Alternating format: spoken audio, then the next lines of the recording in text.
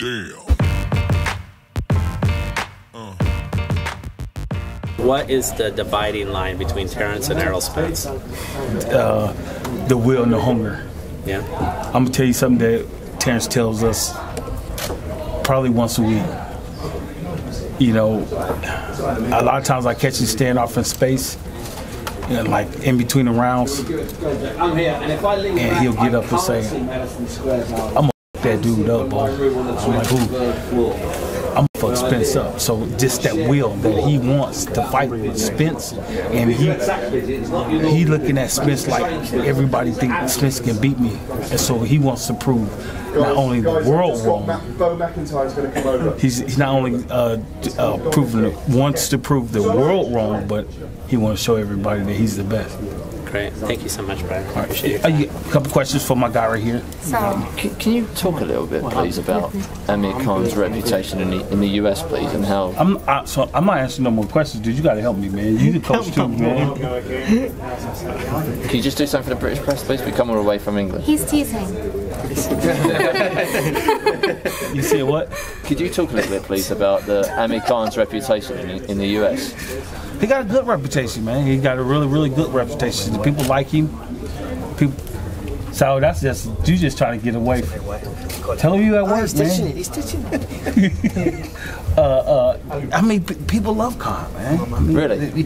You cannot but help to like the dude, man. He's nice. What's so likable about him? Is it his skills? Is how exciting he is? No, he's just a nice individual. He's just really cool, you know. His camp is cool. His coaches is cool. You know, he's cool. He's cool. You know what I'm saying? So, I mean, a person that like, what's the last dude we fought? Benavidez. That's a dude you'd be like, this dude, man. But so you kind of come off nice. He shakes your hand. You like, bold. You know, his team be like, man, let me get pictures with y'all. You know, because they admire us. So I admire that, man. That's cool, man. I like that. Does it surprise you? That's class. Does it surprise you to learn then that in England he's actually not that popular at all? Like he's one of the great fighters, but just it surprises me. It surprises me that they think he's gonna get his ass whooped. It surprises you? Why is that? I mean, just because his couple performances that he got beat. You know. Craig, just ask you asked something yesterday at the final press conference about you've taken Terence, was it to an Air Force camp or some training? Yeah, well, it's just some hand-eye coordination that we like to work on, just trying to make him more aware. You know, because Khan got fast hands, right? Yeah. So you just want to make him a little bit more aware. So where did you go and what did you do? It went United States Air Force Academy, Colorado Springs.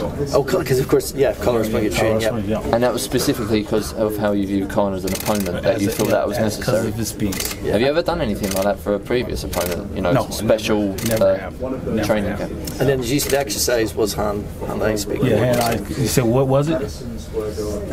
I can't forget. Yeah, what sort of exercises was he doing? You know, like little lights come on, have his lights follow, his eyes follow the lights. Right. Stuff they do for the pilots. Yeah. Did you have an expert there overseeing that? Yeah. Oh, yes, we definitely had Coach Wild there helping us out. Did they say how impressive he was for doing it first time? Yeah. Well, he's done it before. Oh, right. He's done it before, because we like to go up there and shoot around basketball and then, work up there with the cadets up there. Talk to them, show them a little bit, little boxing skills. So, but it's a state-of-the-art facility. But do they consider him very impressive when he does it? It was well, happy with him the first time he did it. Did you notice any improvements in him off the back of that? Like when you're in the gym since then, have you seen he's really on it? Yeah, definitely seen it. How do you gauge that? Well, I won't put that out there because we still got a little bit more time to go before the fight, and so they probably read this and probably want to try to react on that. So I just won't answer that question. Can I ask? Lomachenko was so impressive at the weekend. There's this ongoing debate at the moment whether Terence or Lomachenko is the best fighter in the world. How do you see it? What? See what? Who is the best fighter in the world? Is it Lomachenko or is it Crawford? Well, we all know who the best fighter in the world is, right? No. And why? What makes you so confident that? Look what Terence has done in the game so far. He's done way more than Lomachenko has done. Lomachenko ain't never unified, been a lineal champion at 2 different weight classes. You know what I'm saying? Terence made history. Lomachenko ain't did that. They just looking at Lomachenko because, he got 2 gold medals. So what? Do you think Lomachenko being as impressive as he was at the weekend will bring He even didn't have more? nobody in there, would he? But do you think it will bring more out of Terence? He'll want to respond No, and... Terence don't pay no attention to that shit. He don't pay no attention to that. He go in there and get the win the way he going to get it. If it's a knockout, if it's outboxing, he's going to beat his ass or whatever he do. Brian, when did you first become aware of Cam? Would have been the Athens Olympics of 2004 where he won that silver medal. When did you first become aware of Amir Khan? When did you first take note of him? I was aware of Amir Khan when he won the silver medal. In 2004, yeah. When he won the silver, and then he started coming over here fighting. Yeah. And what were your early impressions? I really didn't pay no attention to him. I promise you I didn't. I think I started paying attention to him when he beat like Devin Alexander, Zab Zuda. Wow, this dude's pretty good. Then I just started looking at his hand speed. And then he was like way off the radar by then. But so now it comes up now, okay, all right, let me go back and look at some of those fights. And how do you see he is as a fighter compared to, say, when he was, say, in 2010 when he first came over to America and fought Paulie Malignaggi? He's not the same. Oh, really? He's not. What have you noticed when you've been studying? He's just slower. Just slower. He's slower, and then he fights more kind of scarier now because he's scared to get touched on that chin. What do you mean fight scarier? You know how fighters fight when they scared. You think he's gun shy? Yeah. What do the defeats, brutal knockout defeats to people like Canelo, Danny Garcia, what does that do to someone? Does that When you get brutally knocked out? do you carry that around with you for the rest of your It's life? definitely going to be there. Really? It's always going to be there in the back of your mind. If I get hit with one of them shots, man, oh Lord, please don't let the world see me go to sleep. Is it since then he's been slower? Since the Alvarez fight, or was it before then you saw him slowing down? Yeah, he's slow. What about his power? What do you make of Amir Khan's power? He don't got no power. His hands only that big. Now, Bowman, you said that in between rounds, I overheard you saying in between rounds and things of that nature, Terence just stares off into space and he's thinking about Errol Spence, and he tells you that, he's going to whip on Errol Spence. He gonna beat his ass. Come on, man, use the right words.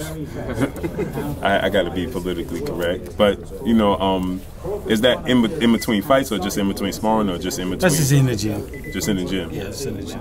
Like we ain't training for nobody, cause we always training. He always in the gym. Just But you never really hear him say it like if he's training for a certain fighter. Just like we in the gym messing around or just training or something. Now, what is it about Errol Spence though that brings out that competitive nature? I know he's competitive with everybody, but what is it about Errol Spence? Because the world think he can beat Terence Crawford. And he just wants to prove the world wrong. That's right. When you say Amir slowed down, is there not a chance they're taking a lot of confidence from the fact he's back working with Virgil Hunter, a really good trainer? Is there not a chance that Virgil could bring the best out of him again and not work I'm sure with him? Virgil can, but if you look at Virgil's interview, he's not even confident for Amir Khan. Am I right or wrong? Am I right or wrong? I think you're right, right or wrong? but why do you think so? What makes you say that? Just listen to him. Just listen to him. He said one interview, he said, what do Amir Khan need to beat Terence Crawford? What did he say? Prayer and luck. And then luck. That's not confident. You ask me what I need Terence Crawford to beat Amir Khan, he gonna beat the out of him. There's no hesitating to me telling y'all that Terence gonna beat out of Amir Khan, but you ask Virgil, he makes everything so logical. Like, yes, it's gotta be in our box. Can't get outside our box. And get outside that box. You don't say that about. He never said that about Andre Ward, has he? All right, then. Is there not a slight chance there could be some sort of mind game going on? He wants to pretend and not confident. Is Amir Khan? Listen, ain't no mind game between me and Virgil. The whole mind game is between Terence and Amir Khan. That's where the mind game. Yeah, but that's mean he might be trying to get under Terence. Terence will listen. He probably ain't even never heard the interview. Is Amir Khan's speed the biggest concern for you guys? No. What is? We're not concerned. You're not concerned about that. You heard what Coach said. Do you think Amir Khan himself is confident when he makes statements about my resume is better than his? And Somebody gives a about that. Do you think it'll be the best win on Terence's record Saturday night? Inside this career, after, probably not. No. I bet you Victor Postol can beat Amir Khan. I bet you, what's his name? Felix Diaz? Is that who? I bet you Felix Diaz can beat. Benavidez? Yeah, Benavidez could probably beat him. Yeah, you know what I'm saying? Can you talk a little bit about what it must be like for a trainer to, as you think Virgil is, leading his fighter into a fight that he thinks he's got no chance of winning? What? What's it like for a trainer to prepare a fighter like you I don't know, Virgil? man. I've never been in that position.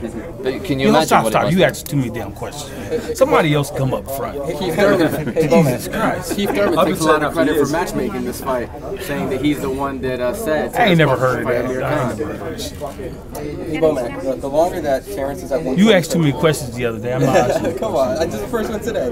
Look, the longer that he's at 147, is it worse for the other champions that he's getting more acclimated at this weight every time? It's worse for them. It's been worse for them since the amateurs. Because they know they couldn't beat him in the amateurs. Is he acclimated to 147 yet, or is he still? Man, Terence could have been at 147, but me and Coach right here, we figured let's get the most item at 35. Let's do it at 140 and at 47. I mean, we was pulling his arm to make 35. You know what I'm saying? So when he was making 140, he was steadily growing. And so after he unified there, he used to stand around at 140. He could walk around and be happy as much as he wanted. So he could have been at 47. Bean could have been there. Now, seeing you guys are successful against Amir Khan, are you going to push for the Errol Spence fight? The world's going to push for the Spence fight. The world is. Once upon a time, Bud held Keith as the guy, in his words, in the ESPN interview. Is that, in your view, still the guy? No, he ain't the guy. That guy's Errol Spence? Right now, it's Terence is the guy. I mean, outside of Crawford. I don't know. I don't really look at none of the rest of them. Who is the toughest challenge, you think, as a trainer for Terence Crawford? Terence Crawford. Back when Terence was at lightweight, I mean, I don't think anybody could have imagined he would have met up with Amir Khan. What was your opinion of Amir Khan at that point in time? I didn't look at him at that time. I don't look at other fighters until the time they get on the chopping block. Is there anything Amir Khan does better than Terence Crawford, in your opinion? Probably pray better. Everything. Hey, Bo, drop the knowledge. When was Terence Crawford the first time when he walked in the gym? How old was he when he started boxing? What brought him to 7 years old. Yeah. And what brought him to the world of boxing? It's in his bloodline.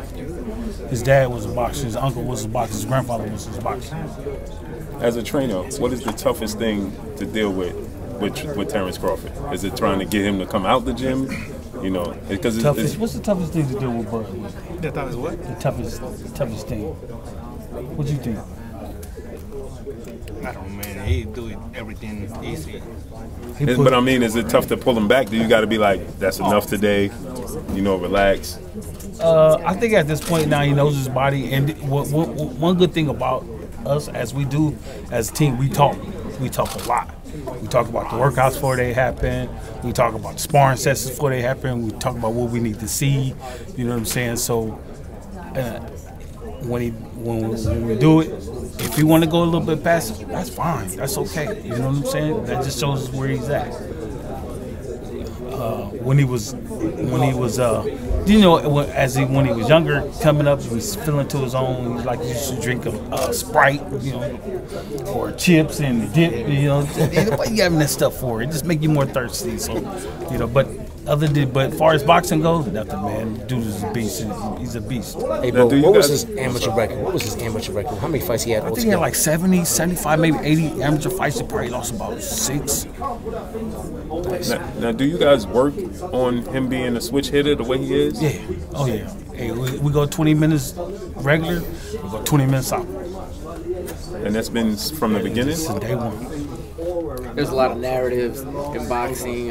Spence, when he fought Mikey, he had a point to prove with outboxing him. Khan's been knocked out. We've seen that done already. Paulie Malignaggi's been one of the guys who said, nobody can really outbox Amir Khan. Amir Khan doesn't get outboxed. Is that something that's going to be a goal? But see, the good thing about this, I promise you this, if Khan think he can outbox Terence, that's doing nothing but challenging him. And Terence loves a challenge. So if you think you're going to outbox me, I'm going to show you. I'm going to show you, that I'm I'm gonna outbox you.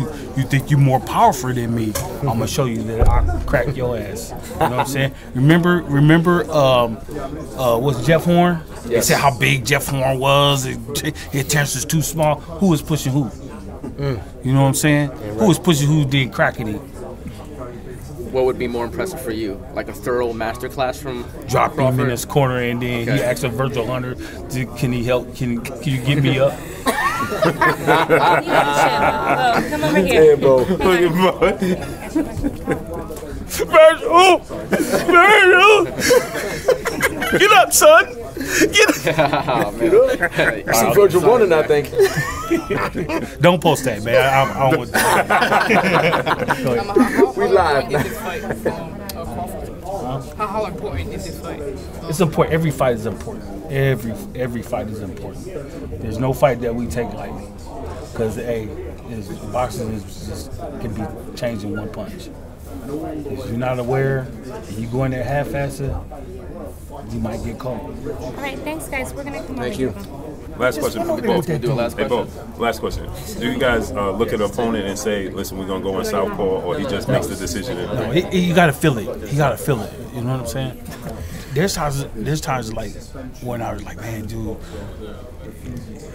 you know, you should have switched when I asked you. He was like, boy, I just didn't feel it. You know what I'm saying? And we seen it one way, but you got to think about something. Because what we see and what he see in there is two different things.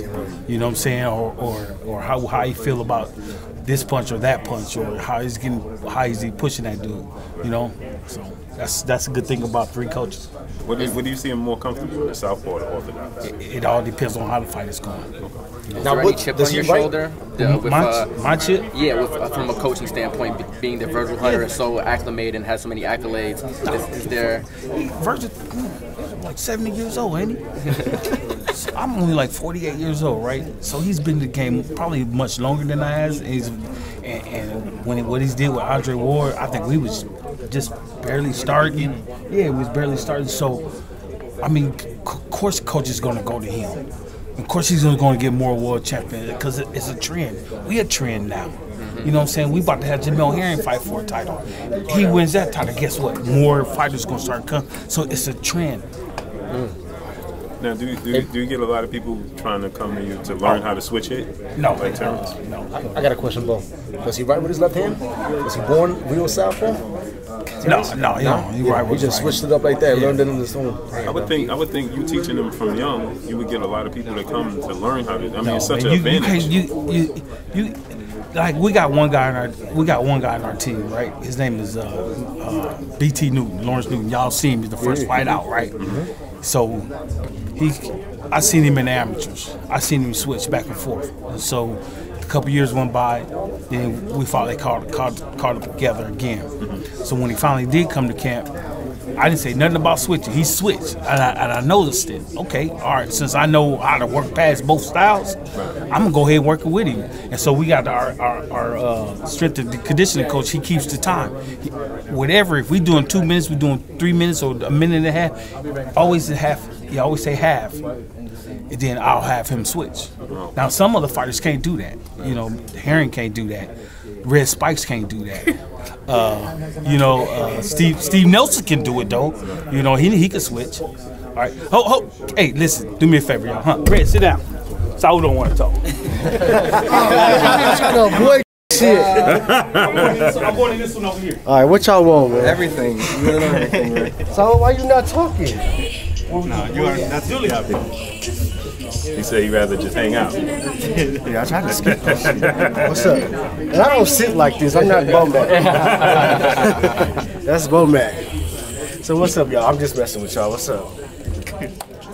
So I was asking Bomac, you know.